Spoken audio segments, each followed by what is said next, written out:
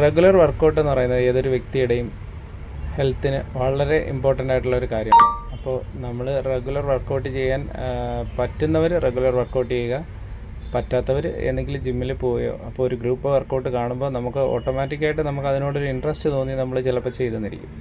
ഇപ്പോൾ എൻ്റെ വീട്ടിലാണെങ്കിൽ ഞാൻ ചെറുപ്പം തൊട്ടേ എക്സസൈസ് ചെയ്യുമായിരുന്നു. എൻ്റെ അച്ഛൻ അതിനെ നന്നായിട്ട് എന്നെ സപ്പോർട്ട് ചെയ്തിട്ടുണ്ട്. അപ്പോൾ അച്ഛൻ അതിനുവേണ്ടി ചെറിയ സാധനങ്ങളൊക്കെ അന്നേ ചെറുപ്പത്തിലേ അവിടെ വാങ്ങിച്ച് വെച്ചിട്ടുണ്ടായിരുന്നു. അപ്പോൾ എനിക്കിപ്പോൾ 41 വയസ്സായി.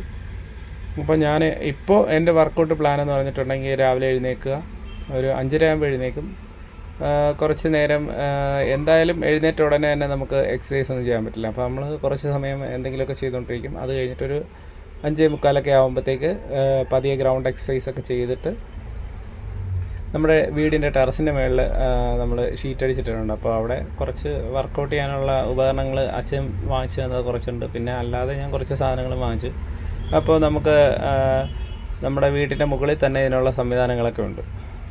അപ്പോൾ കുറേ വർക്കൗട്ടുകളൊക്കെ എനിക്ക് അറിയത്തില്ലായിരുന്നു. ഞാൻ ഇപ്പോൾ റീസെൻ്റായിട്ടൊന്ന് ജിമ്മിൽ പോയി, ഏതാണ്ടൊരു മാസത്തോളം 2 മാസം പോയി. അത് റെഗുലറായിട്ട് പോയി. അപ്പോൾ അവിടെ നിന്ന് നമ്മുടെ ജിമ്മിലെ ഇൻസ്ട്രക്ടേഴ്സ് പറഞ്ഞു തന്ന കുറച്ച് ടിപ്സ് ഉണ്ട്. അപ്പോൾ അവർ പറഞ്ഞു തന്ന വർക്കൗട്ട് പ്ലാനും കുറച്ചൊക്കെ അറിയാം. അപ്പോൾ എൻ്റെ ലൈഫിൽ ആ ജിമ്മിൽ പോയ എക്സ്പീരിയൻസ് എനിക്കിപ്പോൾ വീട്ടിൽ അത്യാവശ്യം നമ്മുടെ വീടുകളിലൊക്കെ വെയിറ്റ് ഉണ്ടെന്നുണ്ടെങ്കിൽ പ്രോപ്പറായിട്ട് വെയിറ്റ് ലിഫ്റ്റിംഗ് പഠിക്കണമെന്നുണ്ടെങ്കിൽ നമ്മൾ യൂട്യൂബിലൊക്കെ നോക്കി പഠിക്കുന്നതിനെക്കാട്ടി നല്ലത് ഏതെങ്കിലും ജിമ്മിൽ പോയി 1-2 മാസം പോയാൽ മതി. അവർ പറഞ്ഞു തരും വെയിറ്റ് എങ്ങനെ എടുക്കണം, നമ്മുടെ മസിൽസിനെ ട്രെയിൻ ചെയ്യേണ്ടത് എങ്ങനെയാണ് എന്നൊക്കെ ഉള്ളത്. അപ്പോൾ നമ്മൾ എല്ലാവരും പറ്റുന്നത്രയും റെഗുലർ വർക്കൗട്ട് ഒരു ശീലമാക്കി എടുക്കാൻ നോക്കുക. ഞാനൊരു പരിധി വരെ അതിന് അങ്ങനെ തന്നെയാണ് പോകുന്നത്. പരിധി എന്ന് പറഞ്ഞിട്ടുണ്ടെങ്കിൽ നമ്മൾ പല കാര്യങ്ങൾ എൻഗേജ്ഡ് ആകുമ്പോൾ നമുക്ക് ചിലപ്പോൾ വർക്കൗട്ട് ചെയ്യാൻ പറ്റണമെന്നില്ല.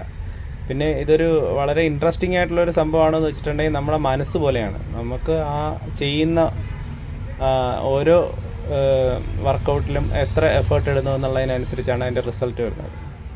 അപ്പോൾ എല്ലാവരും നമ്മുടെയൊക്കെ ഏജ് കൂടി വരുന്നതനുസരിച്ച് വർക്കൗട്ട് ഒരു റെഗുലറാക്കി എടുക്കുക. പിന്നെ പ്രോപ്പർ ഡയറ്റും വളരെ ഇമ്പോർട്ടൻ്റ് ആണ്. അപ്പോൾ എല്ലാവർക്കും വളരെ ഹെൽത്തി ആയിട്ടുള്ള ഒരു ജീവിതം ഉണ്ടാവട്ടെ എന്ന് ആഗ്രഹിക്കുന്നു.